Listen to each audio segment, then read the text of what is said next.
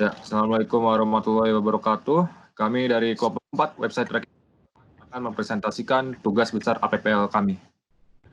Oke, lanjut. Pendahuluan. Tujuan dibuatnya website kami adalah untuk menyediakan jasa untuk merakit komputer dan juga jasa pelanggan yang ingin merakit komputer. Lanjut.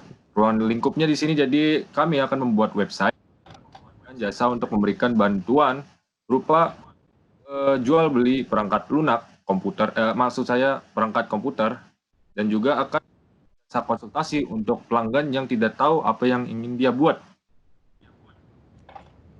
Oke, jadi di sini intinya perangkat lunak yang akan kami kembangkan adalah perangkat lunak website yang akan menjual perangkat-perangkat komputer serta jasa konsultasinya.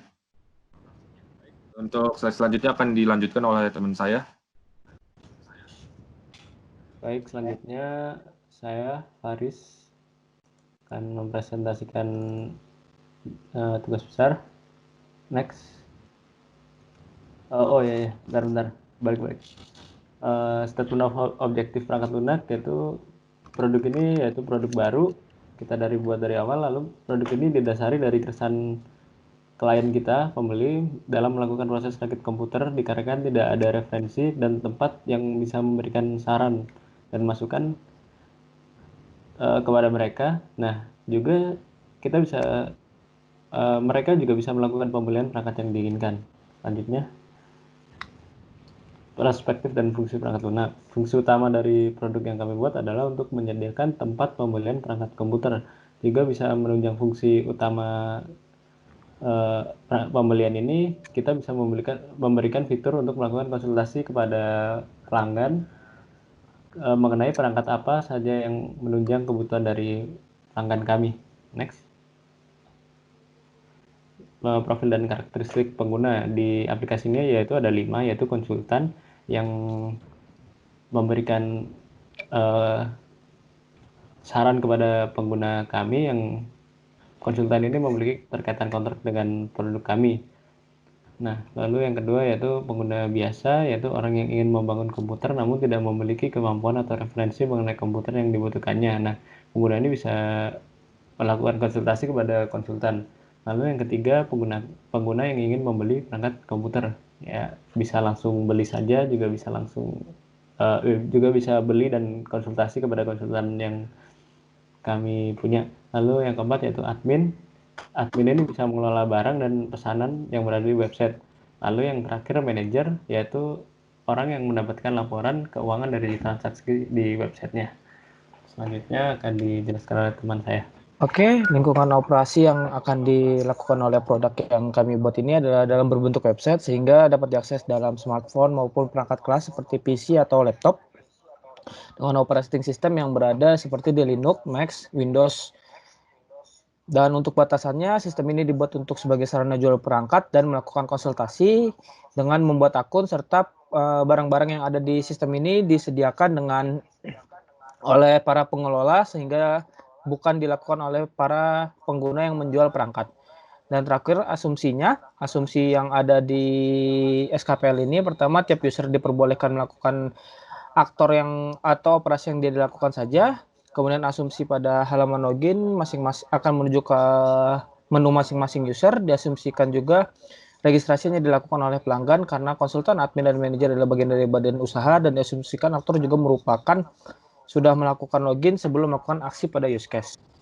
Saya akan menjelaskan tentang kebutuhan fungsional dan non-fungsional. Untuk kebutuhan fungsional, pertama ada input barang, di mana fungsi ini digunakan oleh user untuk menginputkan barang ke sistem. Untuk input konsultasi, itu menginputkan data konsultasi oleh user ke sistem. Yang ketiga ada input laporan, itu menginputkan laporan ke dalam form yang sudah dibuat. Kemudian yang keempat ada fungsi CRUD, laporan penjualan, di mana admin dan manajer dapat melakukan perubahan CRUD terhadap penjualan yang ada. Kemudian untuk kebutuhan non-fungsional, terdapat portability, yaitu sistem bisa dijalankan di browser mana saja. Dan availability, sistem dapat diakses oleh user kapan, tetapi hanya bisa diakses di region Indonesia. Nah, saya menjelaskan tentang use case diagram. Nah, berikut merupakan use case diagramnya. Nah, di sini terdapat pelanggan, admin, manajer, dan konsultan yang merujuk pada user, di mana user dapat melakukan register, view barang, dan edit profile. Pelanggan ini dapat melakukan CROD pesanan, input konsultasi, dan pembayaran. Dan admin dapat melakukan kelola barang. Manajer dapat view dan edit laporan keuangan. Dan konsultan dapat view dan delete konsultasi.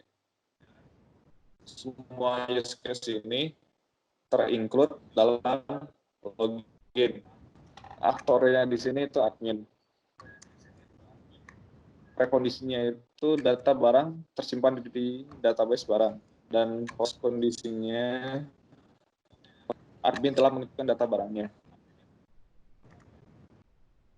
Nah, skenario utamanya, aktor membuka menu barang, kemudian sistem kemudian dipilih opsi input barang, dan menampilkan tampilan form input barang.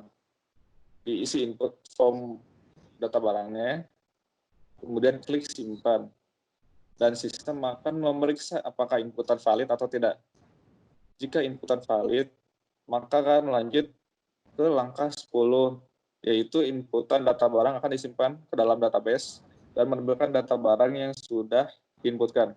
Dan jika tidak valid, maka sistem akan menampilkan notifikasi input gagal dan kembali ke langkah 4, yaitu menampilkan tampilan form input barang.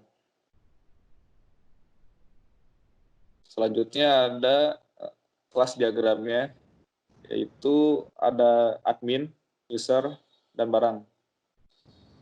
Admin yang merupakan user dapat mengontrol barang, CROD barang, dan di admin terdapat getter ID, nama, dan alamat. Di barang, di kelas barang, terdapat getter ID, nama, tipe, merek, harga, dan stok barang. Oke, lanjut. Nah, di activity diagram ini sama seperti use case input barang, hanya saja bentuknya activity diagram. Lanjut. Nah, di sini sequence diagram. Di sini aktor atau admin melakukan login dan memasukkan ID dan password. Kemudian masuk ke menu barang. Nah, di menu barang menginputkan barang dengan nama, merek, harga, dan quantity.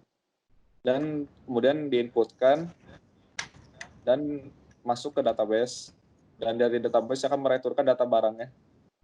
Dan data returnnya itu data barang terbaru dan akan dikembalikan ke admin. Nah, terakhir ada rancangan UI-nya. Di sini di sebelah kiri terdapat search untuk mencari data barang, dan di bawahnya akan muncul list barang yang ada. Dan tombol pilih di sebelah search untuk memilih data barangnya, dan data barang tersebut akan ditampilkan di sebelah kanan. Nah, di sini terdapat tambahan, dan untuk tombol untuk kembali ke menu usernya.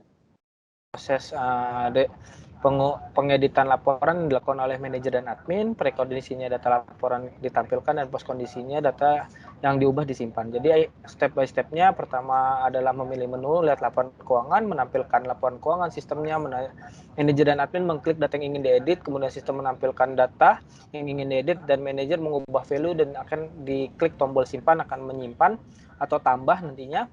Kemudian muncul dialog konfirmasi ya atau tidak, jika iya akan tersimpan, jika tidak akan kembali ke menampilkan laporan keuangan. Nah, selanjutnya di sini ada manajer, kelas diagramnya manajer, admin, laporan keuangan, pesanan, dan database. Admin dan manajer ini termasuk dalam bagian user. Laporan keuangan memiliki keterkaitan dengan pesanan karena dia memiliki list pesanan, dan mereka laporan keuangan ini nantinya akan disimpan di database. Nah, selanjutnya ada activity diagram. Activity diagram ini masih sama seperti skenario utama yang kita buat tadi, namun digambarkan seperti ini. Kurang lebih seperti ini, diawali dengan mengklik dan diakhiri dengan menampilkan laporan keuangan dan di terminate. Oke, selanjutnya ada sequence diagram. Sequence diagram ini ditampilkan dengan manajer dan atau admin mengakses menu. Di menu ini nanti dia akan menggunakan fungsi edit laporan dengan parameter ID, dan edit laporan akan passing lagi ke model. Di model ini nanti akan mengupdate ke database, dan di database akan di return dan dikembalikan ke manajer bahwa data sudah terupdate. Di sini yang terlibat itu pertama diharuskan login, kemudian ada interface menu, kemudian controller edit dan model laporan serta database. Oke, terakhir ada rancangan UI-nya. Rancangan UI-nya terdiri seperti ini, masih sama seperti sebelumnya. Di sebelah kirinya akan terdapat laporan, list laporan yang sudah pernah ada, dan di sini data lengkap dari laporan tersebut. Kita bisa melakukan tambah untuk melakukan perubahan atau menambahkan data, dan edit untuk mengganti value-nya, dan hapus untuk menghapus laporan keuangan. Dan kita bisa back untuk kembali. Oke, sekian dan akan dilanjutkan oleh teman saya. Oke, selanjutnya ada delete konsultasi. Jadi delete konsultasi ini adalah use case-nya si konsultan. Jadi konsultan ini bisa memakai fungsi delete konsultasi menghapus data konsultasi yang ada di database. Jadi prekondisinya itu adalah data konsultasi yang dipilih si konsultan untuk dihapus. Post kondisinya adalah data tersebut yang dipilih akan terhapus dari database. Untuk skenario-nya sendiri, si konsultan akan membuka menu konsultasi, terus sistem akan merespon dengan menampilkan list konsultasinya. Nanti si aktor mana data yang ingin dihapus. Setelah itu menampilkan detail dari konsultasi. Lalu aktor tombol hapus dan sistem akan menghapus data tersebut dari database. Lanjut. Untuk kelas diagramnya di sini yang dengan delete konsultasi adalah si konsultannya, kelas konsultasi, kelas pelanggan, dan juga database. Di sini kelas database itu untuk fungsi delete data konsultannya. Oke, lanjut. Lanjut ke slide lain. Di sini ada delete diagramnya. Jadi di sini aktornya si konsultan. Dan seperti biasa dia akan melakukan login terlebih dahulu. Jadi objek interface dari login, controller si login akan menghandle fungsi loginnya si user. Nah, fungsi utamanya ada di sebelah kanannya. Jadi di sini interface dan controller yang dibutuhkan adalah interface menu konsultasi, dan controllernya adalah si hapus konsultasi. Jadi interface di sini yaitu menampilkan apa saja data konsultasi. Nah, si controller ini yang akan menghapus, yang akan memanggil fungsi untuk menghapus data konsultasinya. Dia akan memanggil fungsi dari si model untuk mendelete data dari database. Nanti si database akan mereturn data, returnkan updatean database tadi. Seperti itu. Antar muka. Di sini terdapat struktur menu. Struktur menu ini yang pertama ada di menu utama. Menu utama ini ada menu user dan juga menu register. Nah, menu register ini adalah tampilan menu jika seorang user belum mendaftar. Jadi dia menuju tampilan user. Di tampilan user sendiri ada 4 bagian. 4 bagian ini untuk masing-masing user. Terdapat tampilan untuk si pelanggan, admin, konsultasi, dan manajer. Dan setiap user memiliki tampilannya masing-masing. Seperti contohnya di pelanggan itu ada tampilan untuk melihat barang dan juga melihat konsultasi, seperti itu. Itu adalah salah satu contohnya. Lanjut, selanjutnya akan dijelaskan oleh teman saya. Ya, lalu yang komponen diagram ini karena kita menggunakan MVC model view controller, jadi kita ada ya seperti ini. Yang pertama view untuk menampilkan, lalu controller itu menyambungkan view dan model, lalu dengan model kita bisa menghubungkan ke database untuk pengquery-nya, lalu yang nantinya bisa ditampilkan di view gitu sih. Next. Oke, terima kasih Faris. Saya akan menjelaskan deployment diagram. Deployment diagram adalah sebuah diagram yang menggambarkan tentang keterkaitan sebuah hardware di dalam produk yang kami buat. Produk yang kami buat adalah sebuah website. Sebuah website ini dibangun tidak murni natif, tapi dibangun dengan sebuah framework. Framework yang kami gunakan adalah Codeigniter, yang merupakan framework yang menggunakan prinsip MVC dengan basis bahasa PHP dan menggunakan application servernya berupa OS-nya Linux dan mempunyai database server yang merupakan database MySQL yang nantinya akan diakses oleh application server menggunakan TCP/IP. Sementara untuk mengakses website kami, maka kami menggunakan sebuah protokol HTTP yang digunakan melalui sebuah internet dan akan diakses melalui sebuah browser. Browser ini akan diakses oleh client device melalui protokol TCP/IP dan akan diakses melalui sebuah komponen PC atau komponen gadget lainnya seperti HP, smartphone, atau handphone biasanya. Oke, sekian presentasi dari kelompok kami. Kurang lebihnya mohon dimaafkan. Wassalamualaikum warahmatullahi wabarakatuh. Terima kasih atas perhatiannya.